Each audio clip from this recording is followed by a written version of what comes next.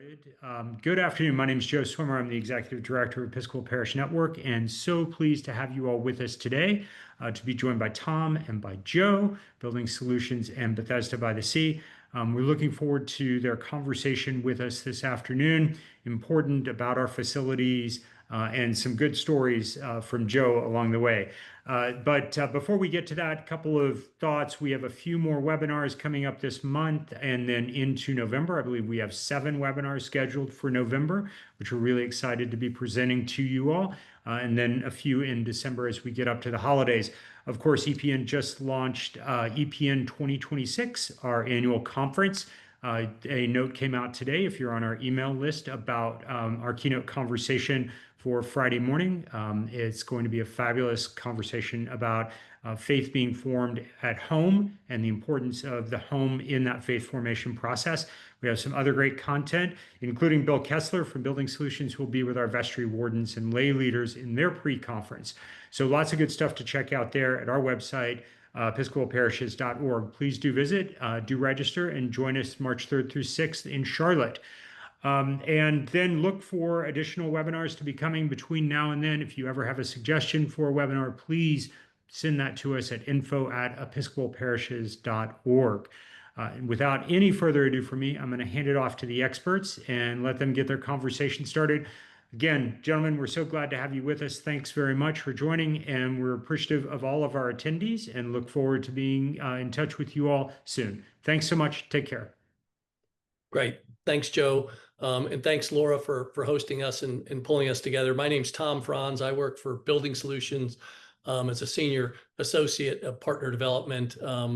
But previously, I spent 38 years as an educator, the last 12 as a head of school, and 32 of those years were in Episcopal school. So the Episcopal tradition and the working with the Episcopal organizations has been near and dear to my heart, and I'm happy to be here with Joe Sinelli today to talk a little bit about what I think of as stewardship of facilities and the very best way that you can really be thinking about practices and procedures and policies to put into place to make sure you're taking care of the amazing churches and facilities and buildings that you've got. Joe, you want to introduce yourself? Absolutely. So I'm Joe Sinelli. I'm currently the parish administrator of the Church of Bethesda-by-the-Sea in Palm Beach, Florida. Been here for 3 years. My prior 30 years were spent as an administrator in Christian education, 20 of those years as a head of school.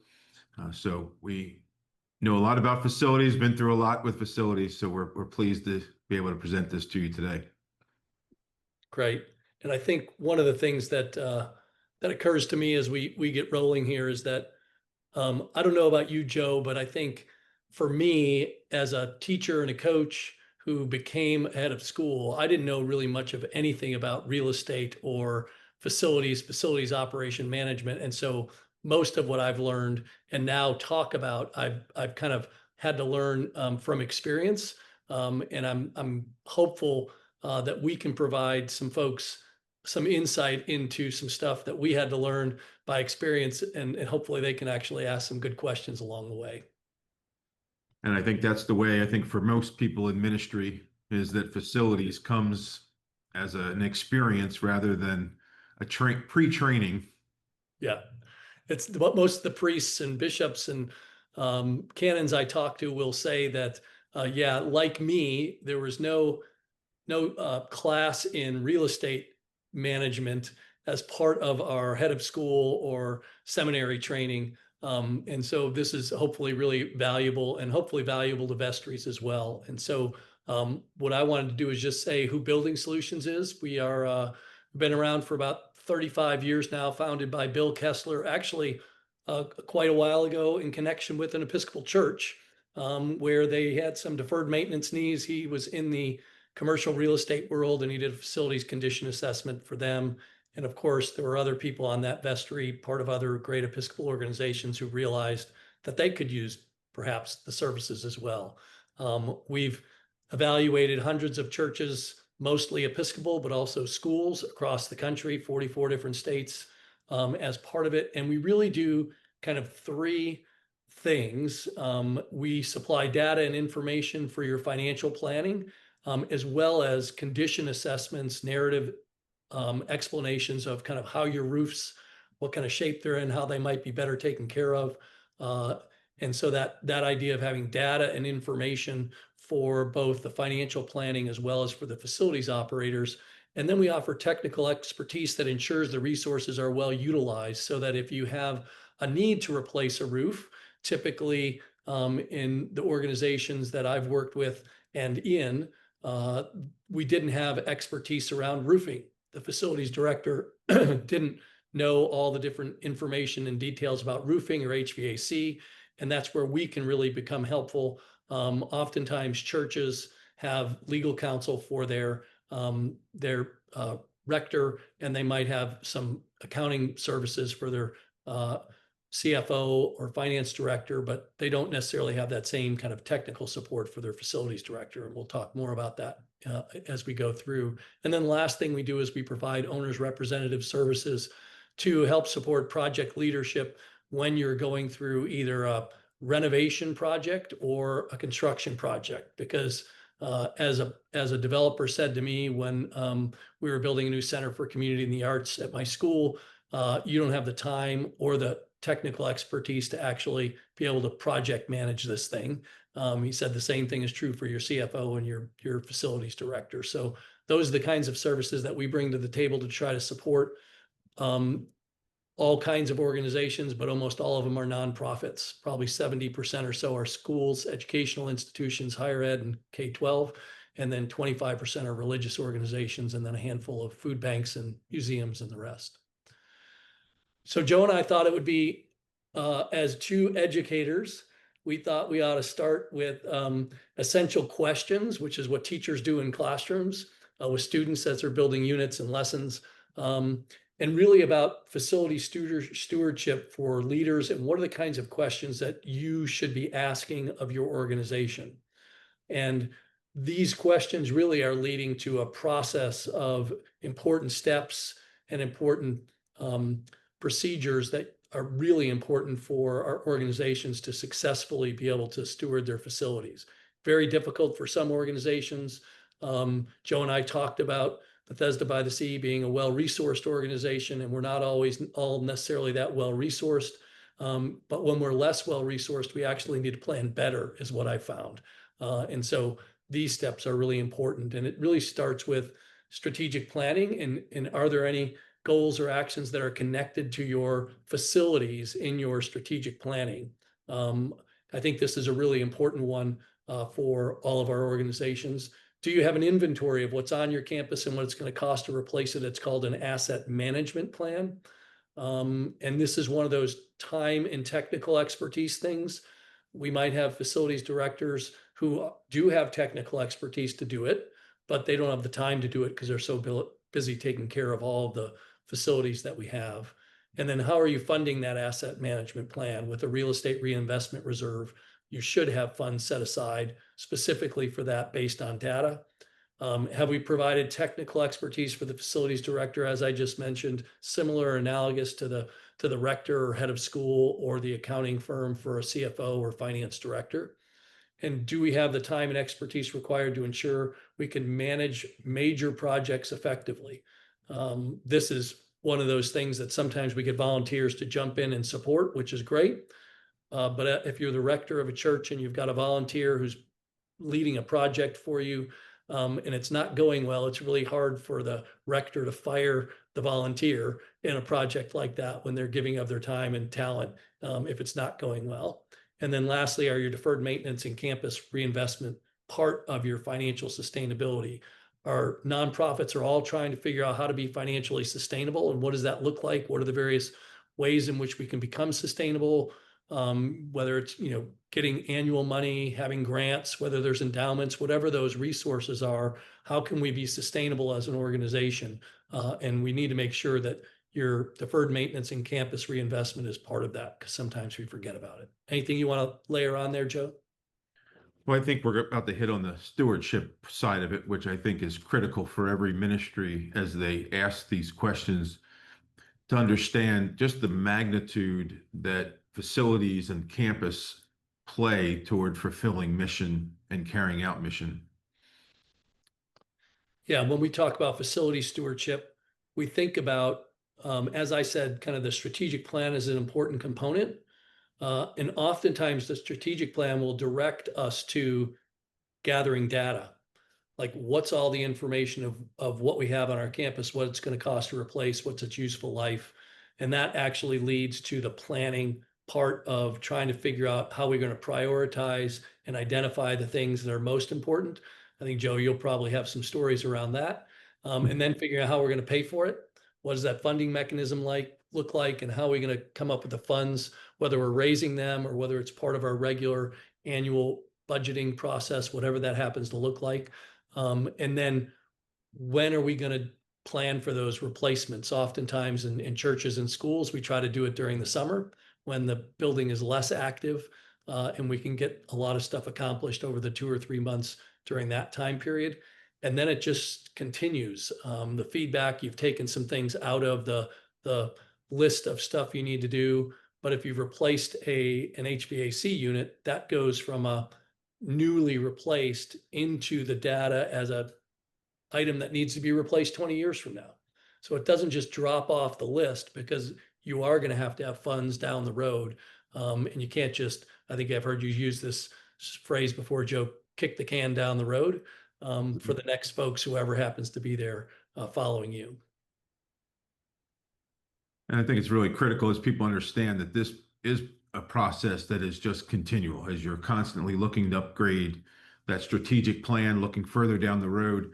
Without having this data and information, it's almost impossible to then put together a solid strategic plan that really is going to be forward thinking, and not just how are we going to get to next year's budget and get through that year. Yeah. So these are the 3 key documents. We've talked about strategic plan. Oftentimes there's a campus plan that goes along with that. If you've got, 5 acres that your land is on, or 3 acres that it's on, how can you best utilize that? The church, obviously, sanctuary has taken up a prominent place on that property, but how else might you use that property, or what might you need to renovate? That's all kind of the use of the land. And then the existing asset management plan is really all the stuff that's here and what it's going to cost to replace. So why don't you share a little bit of your story, Joe, at Bethesda-by-the-Sea? I think you said you arrived in about 22 or 23. In 23, yes. So when I arrived, we are a 100-year-old building. So everything that we do is a little more complicated when it comes to facilities. We can't change a doorknob or can't change an air filter without it needing some kind of specialty or a historic element. But when I arrived, one of the things I realized is we had been kicking the can, as I do like to say, down the road for many years. And eventually the road runs out, and we reached a point where we realized, okay, there is so much deferred maintenance, and how do we go about addressing these needs? And everybody, you have well-meaning individuals that are part of your buildings and grounds committees, facility committees, and everybody's got a different idea of what the needs should be, what should be in the budget. And of course, every finance committee, their job is to always try to cut the budget and have you spend less. And so you always are up against this. And sadly, facilities often becomes some of the last dollars in when you're thinking of programs and other in personnel and things of that matter. But so we found that we knew we had a lot of deferred maintenance, but we had a lot of ideas, but nothing concrete. And so what my goal was to seek out a full audit of our campus. And when we first started looking into this and trying to piece it together, there was no way we would be able to efficiently and effectively do an audit piece by piece. And in the idea of being good stewards of what we had, we knew we had to do a complete audit. And that's when I was introduced to Building Solutions, and a great partnership was formed, and we were able to bring them in and do a complete assessment of our campus, every asset we have, every safety feature, things of that nature. And so we were able to put together a comprehensive audit that not only let us know what do we need to do in the immediate, but what is that 1, 3, 5, 10, 15 year facility need. And we were able to, with their help, as they put together for us the financial costs associated. So we were able to not only put together a strategic plan of what needed to be done, but be able to look at it from a financial perspective and to see what we needed. And we certainly learned, as I'm sure anyone that's a part of this webinar, anybody in ministry realizes, that people don't like to just keep the lights on. A good investor, they want to know where their money is going. And this was a tremendous tool for us to be able to say that we had experts come in, evaluate every part of our campus, and be able to provide us hard data that we could put in front of them and say, this, we need to raise this money for this reason. And we did our campus. We immediately started putting these things in place and immediately starting to use the information to better our campus and use our dollars wisely. And then we also have a church mouse, which is our sales shop, which is relatively close to the church. And so we were able to bring Building Solutions back in to do a full assessment of that building as well and provide us much needed information there as well. And so now we have a very strong understanding of what our needs are, but more importantly, how we can set our financial goals, our strategic plan with all of that in mind. And that's what we've been working on up to this point. And Joe, let's talk about our little our roofing exercise. Yes. I think I So, came to visit you. We had done the audit maybe 4 or 5 months, and I just was coming through Palm Beach, and I think I said, "Hey, let's go get lunch." And I think when I walked into your office, you had maybe a roofing vendor, or we were delayed because there was a roofing vendor there. And as part of that, I said, "Well, have you talked to Shannon, our roofing expert, about this? Has he helped write the RFP, or has he given any feedback on this?" And you're like, "Oh no, I kind of forgot about that." Right. yeah. And I think you got a couple of proposals. We shared them with Shannon, right? And help me remember, did we then write an RFP for you after that we then issued to some folks? Yes, you provided the outline, all the information for us, and this was an absolute tremendous asset to us. So the building, the roofing needs were identified during the audit that we needed to do the roof, and not obviously being a roofing expert, I'm looking for companies, didn't know what direction to go, what questions to ask, what were the key information, and what were even the hidden terminologies, if you will, that we needed to know about. And so being able to use the expertise with Building Solutions, they were able to provide basically an essential talking points that I was able to go back to each contractor. So I knew that we were getting apples to apples comparisons from each contractor, because we ultimately, once Shannon reviewed, realized each contractor was doing something different. So we were able to narrow it down to get apples to apples. So we had a hard comparison of each contractor. Then I was able to send those to Shannon to review, and he was able to narrow that down to just 2 contractors. And we dialed in on those 2 contractors. And we even went into the contract with them, the verbiage that should be in there, the protections for the church, including the warranty details. And so it was so valuable to us. And from that, we were able to pick a contractor that met all the specifications, answered all the questions, had all the protections for the church, and then when all was said and done, we were able to get a final response back. And now in the process, we have our roofer. They've actually started the roofing project, and I can see the things that I didn't even know to ask for playing out in this project. And now to also have the expertise to be able to go back through the process, ask questions, and to monitor the work that's being done. And we never would have been able to do all of that. And I look back now at what some of the other contractors were presenting, and we would have left ourselves open to serious problems. Uh, and and the fact of, even just like I said, the wording for the warranty, that Shannon provided us wording to go back to them, and those contractors went back to the manufacturers with those questions. And the manufacturers supplied more information and more warranty documents and more warranty length based on the information that we had, that I never would have known to ask those questions.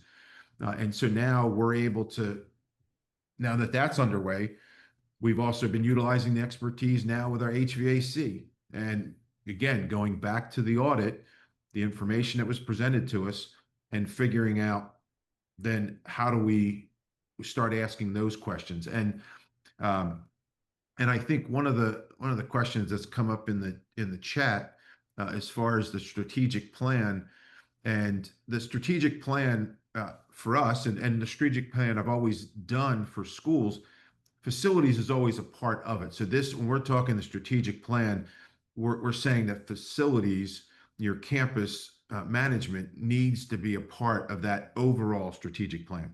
You can develop a strategic plan, just a facilities plan as well, but we're referencing that in terms of your total strategic plan of what needs to be accomplished, and what are those initiatives, strategic initiatives, that you're looking to accomplish in the next year, 3 years, 5 years, 10 years.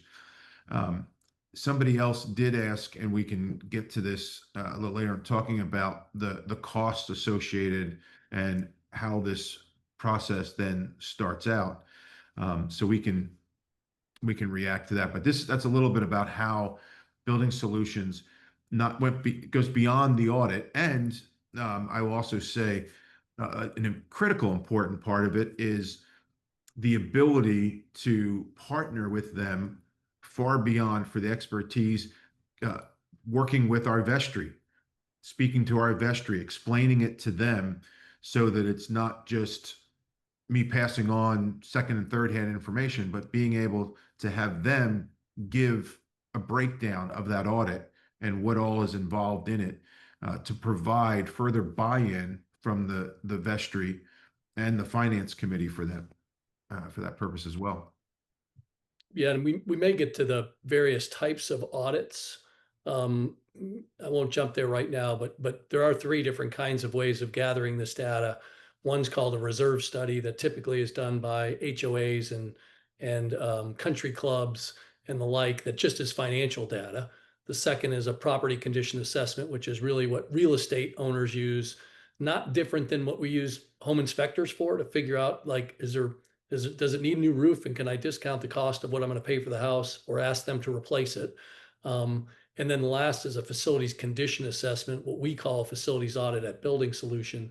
That facilities condition assessment gives you both the financial data that is really important for the planning and figuring out funding, but it also gives a condition report that is useful for the facilities operators. So you get really 2 different strands of data and information that serve 2 different purposes, all focused on your facilities. And I will say that the story that you just shared, and I forgot all the depth and all the stuff that Shannon had done for you all, which is, makes me feel warm and fuzzy, but it is that technical expertise that we just lack, as folks who are focused on something other, that are mission centric. And while the building is mission centric, it's not, as I said, what I learned in head of school, nor what typically priests and rectors learn in seminary about the facility. And so when you're replacing a complex roofing system or HVAC unit, all we can do is rely on vendors. And we don't do it, as I said earlier, with our legal counsel. We've got somebody to call and mitigate risk and make sure that the brand and we're protected in all kinds of ways. And it's interesting how we assume that the facilities director will just have a guy. And I think I may get to a slide that talks a little bit more about that. Let's see. Somebody had asked the question, how do they convince the vestry that this is money well spent? And what I will tell you is, um, if you were to bring an HVAC expert in, and then a plumbing expert in, and a fire and safety person in, the amount of money that would be spent on all those uh, it, alone makes a comprehensive audit worth it. But it's also the fact that um, to be good stewards, we need to put every dollar to use in the right way.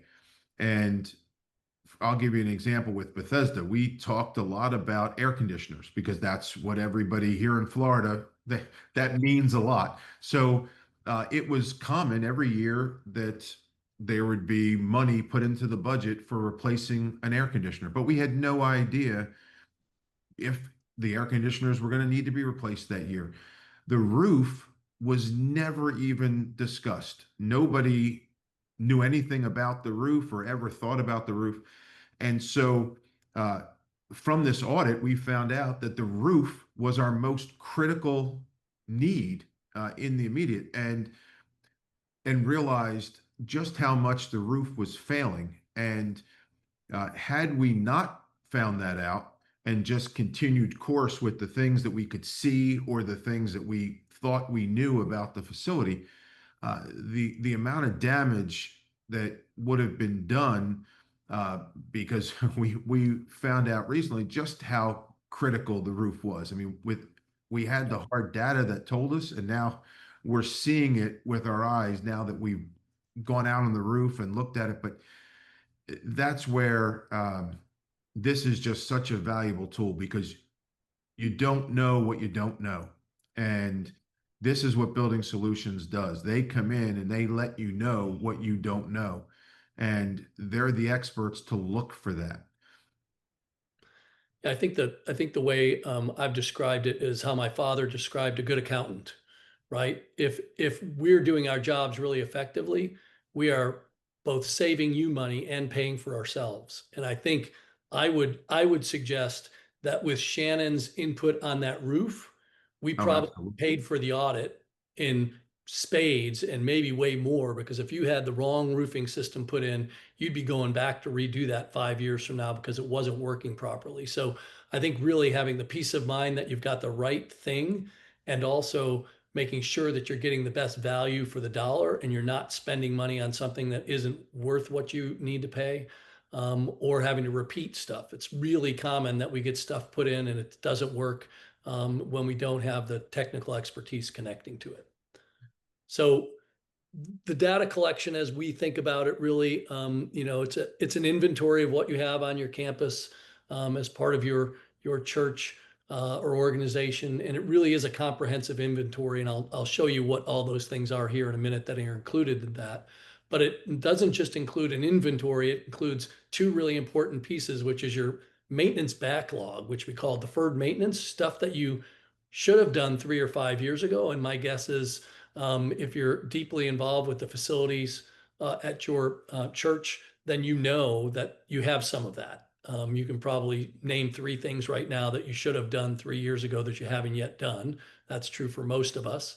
And then other is the capital forecast. So not the stuff that's backlogged, but the stuff next year, 5 years, 15 years from now. What are we looking at needing to replace down the road, and how are we preparing ourselves so that we can afford to replace those things in a timely fashion, and be ready? And that really comes with what's called a reinvestment reserve. So the data, the comprehensive inventory, this combination of a maintenance backlog and capital forecast would tell you how much money you should save every year in order to build that pot of money, knowing that you may only spend a small amount in years 1, 2, and 3, but you've got big expenditures in other years. And we tend to just say we've got $100,000 to do projects this year, regardless if we needed 40,000 or if we needed 200,000. We just have 100 and we're here. And it's really not very thought out without that comprehensive inventory. And it all should be reconciled back to your campus or master plan. That's part of it. And these are the scopes that come with the facilities audit. There's 4 major scopes: the site, Sites, depending on how large your campus is, can vary. They can be extraordinarily expensive. I've been in part of schools that had 142 acres on their campus and 11 buildings, and I was head of a school that had one building and was on 4.6 acres. 2 acres was land leased from the city. So it was much different site challenges at the small campus than a big campus. But there are certainly the site issues of paving, drainage, landscape, playgrounds, if you've got them, any other kind of equipment that's outside. This would be all the stuff that isn't connected to a building. Then when we think about the buildings, we think about the roofing systems, which is the most expensive of these, as Joe was just talking about.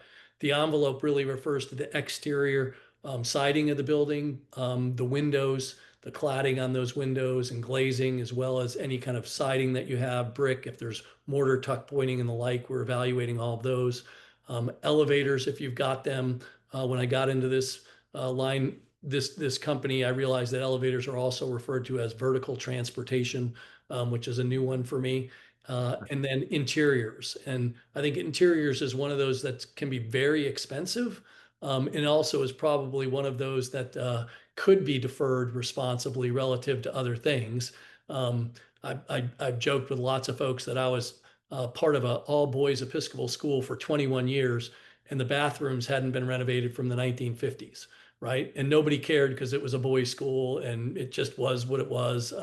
And so they were clearly saving some deferred maintenance around that.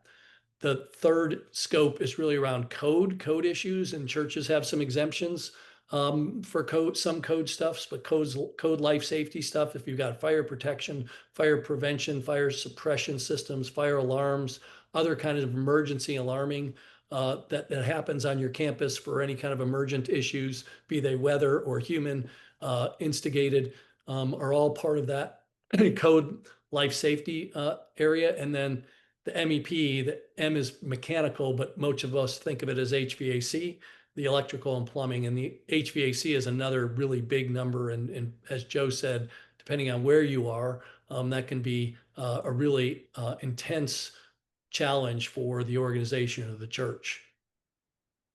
And I will say the scope of the audit is one of the greatest values to it. So for instance, with Bethesda, this is not likely the case with maybe most of the people on this webinar, or most people, most churches in general, but Bethesda has 2 very large koi ponds.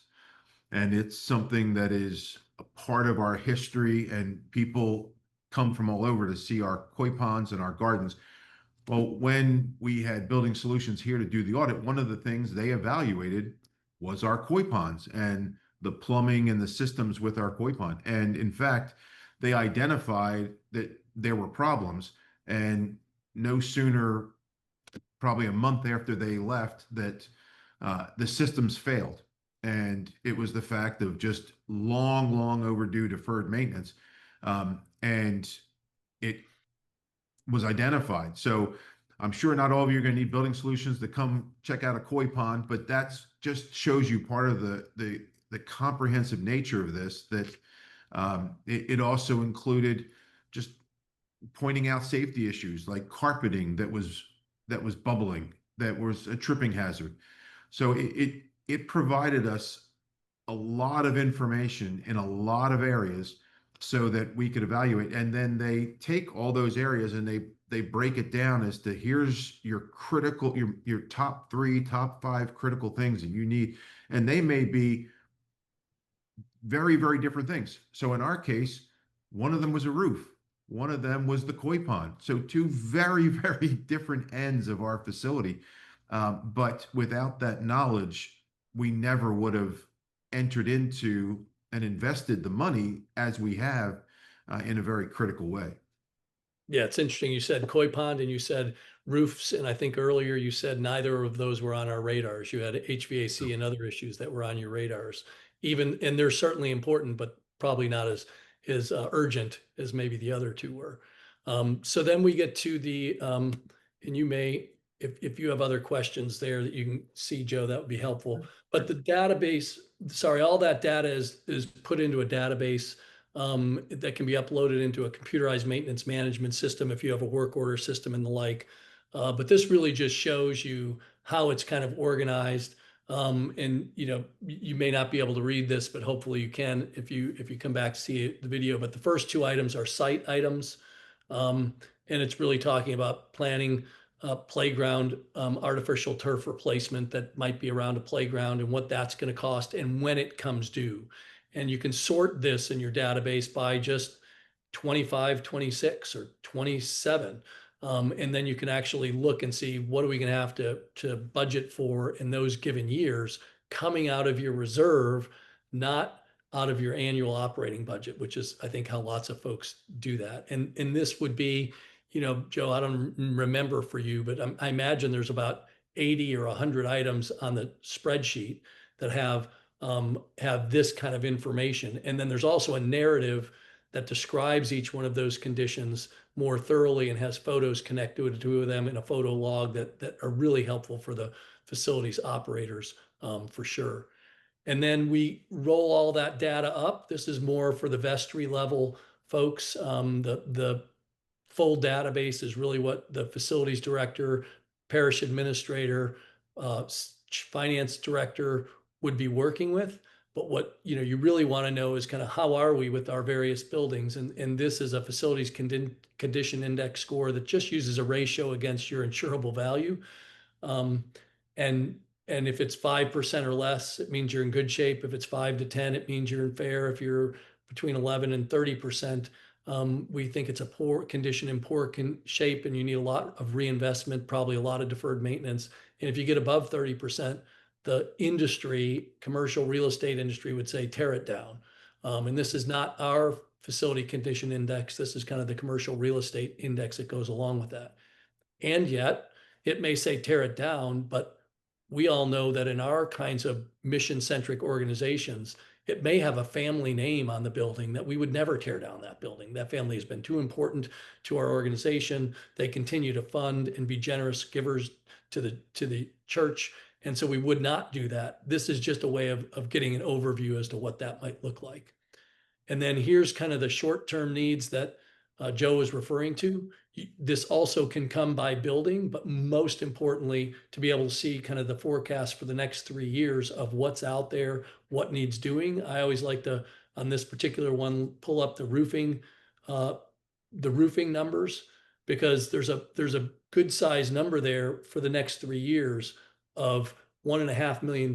Sorry, of $1.5 million, $1.48 million, and but could we postpone, defer responsibly the roof that's supposed to be redone in 2026 and make it last for another year if it's not doing damage, significant damage? And might we push 2028 up a year and replace all those roofs at the same time and maybe have some cost savings as a result of that, because you've got a roof coming out once. And so this is just really good, helpful data that helps you think about and plan for the financial needs of the organization. And I will say that's in our case, that is exactly what happened. We identified in this process of the audit, the roof that was the worst, but then we looked at the cost analysis of replacing the roofs further down the road, and we were able to get far better value out of doing what we're doing now. And I will say also in this area, somebody had asked a question between a facility audit and capital needs audit. And I think far too often the facility audit is just what we're looking at immediately in the short term. The capital audit provides us what we're looking at in the next 3, 5, 10, 15 years. And for many ministries, I know that it's hard when you get to that point. Everybody wants to think about, okay, next year's budget. We just got to get through next year. What money do we have for next year? And this really helps. This information really helps with finding the donors that are interested in the preservation of your campus and your church building, your school building, and seeing that process beyond this year and the value in that. And that's what I think this information can provide for everybody in that way. Yeah, somebody asked, how do you find a business who will do it? Well, you just found one. We're in 44 different states. So You'll get my contact information at the end of this. And there are others for sure that do this, but I would highly recommend that you get a facilities condition assessment, a facilities audit done. The next piece of this, I think, as Joe was just alluding to, is taking that 3-year kind of immediate outlook, but then rolling it out over the next 15 years, and making sure that you have an understanding of what that is. And this is done sliced 2 different ways. One is by location, the buildings, and then the other is by the building system. You can notice that each one is rolls up to about $6 million. And the way that I thought about this as a head of school, and our finance committee thought about this as a head of, was that we've got $6 million that we need over the next 15 years.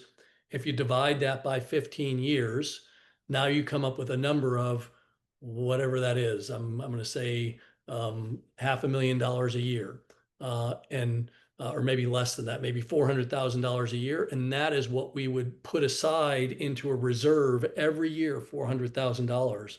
And then we would take whatever we needed from that reserve. And some years we only needed 125,000. And then we put another 400 in, and now we have 700 or 675,000, and we only need 150. And then we put another 400 in, and now we have 1.2 million, and we have a large HVAC cooling tower or plant that goes down, and we need $1 million to replace it. And that's really the thinking, is that when you're replacing these things or creating reserve, it's really around those things that you're going to need, not what's going to necessarily happen this year as part of it. And I think when we think in terms of this slide, I would often say to my boards in the past, if we don't plan for our building 10 years out, the building may not be here in 10 years, because we were constantly just doing the little pieces that were needed. And I think ultimately the goal in this webinar is for everybody to make a change, and rather than budgeting for how much duct tape and chewing gum you can get to hold your building together, but rather to use those dollars wisely in a good stewardship manner and spend every dollar wisely on your campus to get the maximum return. And that's really what this plays out to be, is the long-term investment, a very small price to pay for this long-term solution. So we're kind of back here again. I thought I had one more slide that talked about the way in which, and I do this presentation about facility stewardship pretty often. I was the Southern Association of Independent Schools, which accredits schools in about 17 states and Mexico, as well as some of the island nations. I was on with their new heads 2 weeks ago, and had this great slide that really talked about endowment management. And when we have an endowment that we're managing, the finance or investment committee is not picking stocks. They have clear policies about investment. They have clear draws and policies around what the draw is going to be. They vet the various investment managers who they've hired, that they're paying a fee to every year to manage this money. And then they compare them year over year to one another and see how they did to the general markets. And oftentimes that's a endowment that might be $2 or $3 million. And we have a lot of focused attention on preservation and how we can utilize those dollars with a 4.5% return rate and spin-off rate to support the operational budget. And when we talk about facilities, which is for almost all of us, the largest number on your balance sheet. You might have a $2 million endowment, but you have a $8 million campus. We tend to ignore that, and we assume that the facilities person is going to have a person that they can call to get this information from. And it's almost always a vendor. And that, I think, is where we can fall into challenges and problems and end up, I think, as Joe described with the roofing exercise, you end up with stuff that isn't really what you need, or is underserving what you need. and that can create real financial challenges along the way. And I think it's that perspective that from facilities oftentimes is how can we figure out what we're going to spend each year? Not a good way of thinking about it.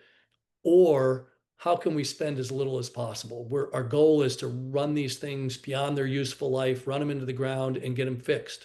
And as nonprofits, we certainly want to get a value and not overspend, but oftentimes we have folks that are spending thousands and thousands of dollars fixing something that is just a Band-Aid, and they're better off reinvesting that in something new that can be taken care of and tended to well.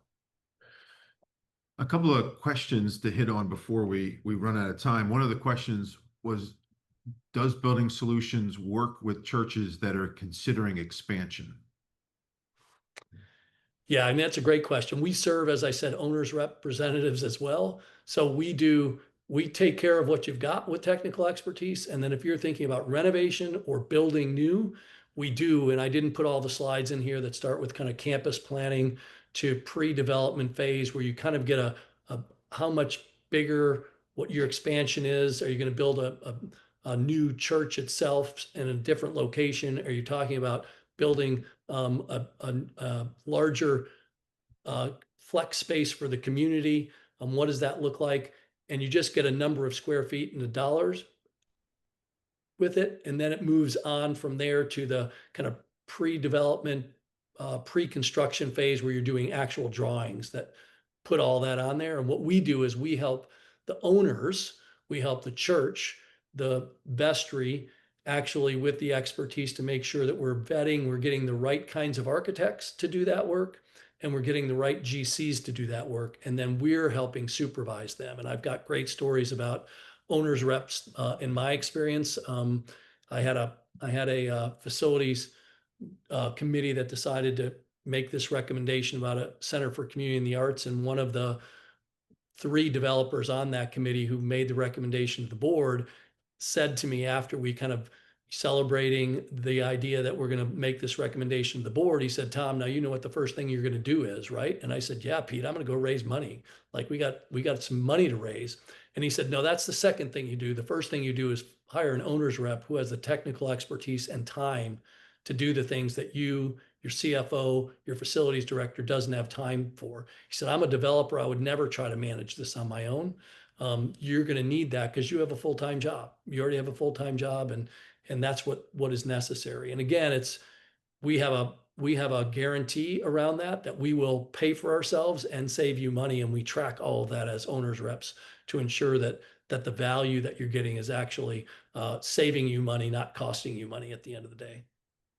And I think one of the other questions had to do with what do you look for in selecting a company to do your audit? And I can tell you for Bethesda, we were looking for a company that indeed had individuals with expertise in the various areas, not just one person coming in that would evaluate multiple things and had some knowledge here and there. So we were provided, here are the people that are going to be on your audit team. Here's their background, their experience, their areas of expertise, so that we knew going into it that we were going to have all these areas covered by specific individuals. Then I had the opportunity to sit down with the team and talk to them and hear from them as they were getting ready to do their audit and the various areas they were going to be looking into. So it's extremely important for you to have an organization that has a variety of experts that can evaluate more than just 1 or 2 individuals.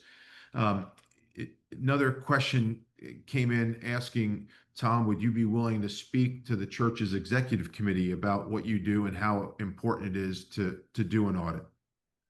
I do these all the time for schools and churches, and really I'm not coming so much as a salesperson from Building Solutions. I'm coming as a former head of school who has had to wrestle with the very problems you have wrestled with, and making a presentation around stewardship of facilities as it pertains to your financial sustainability. And there's business modeling as part of that. And I'm more than happy to do that. I know my other partner development Buddy would be happy to do the same and make that presentation.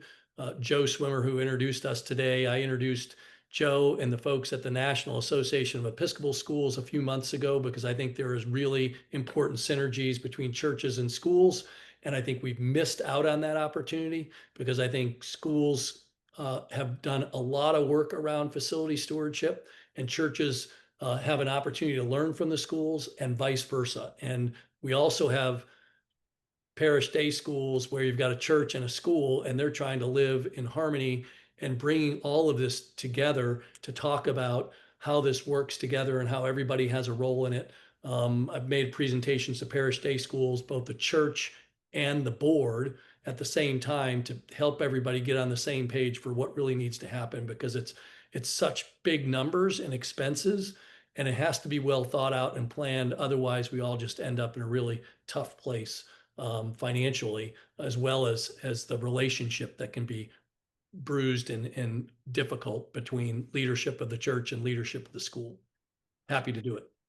Yeah, and I think where it all begins is with that conversation of how important our facilities are to our mission and the important part that they play. And if we are being good stewards and using every dollar efficiently when it comes to facilities, then that ultimately turns around and is more money that we have for doing the program part of our ministry and to have the proper personnel and so forth. So it's such a big number in our budget, and sometimes we just take it for granted that this is what we're going to have to spend, and we just write it in. But to know that every dollar in that line item is being maximized because we now have the knowledge that we didn't have before, that chips away at how much money we need to be spending on these things as we go on. And that's really where Bethesda has seen the tremendous value, because we've looked at the replacement that we are doing now and how much that is going to pay for itself in the very short term, and then the amount of money that it's going to save us in the long term that we are hoping to then reinvest back into the program ministries and to the outreach that Bethesda does. Well, Joe, I just want to thank you for partnering with me on this.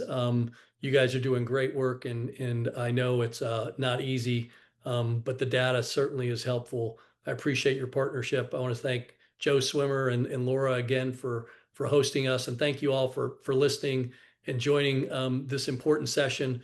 I do think that this facility stewardship is something that our nonprofits don't do very well, and it's one of the reasons why I'm doing this now. Is I feel like as an educator, I have the opportunity to support folks in doing something that is really important, as Joe just described, as not only mission centric, but really expensive, and try to get our arms around some things that are going to help our organizations be more financially sustainable and successful going forward. So thank you all for joining us. I appreciate it. Have a great day. Thank you.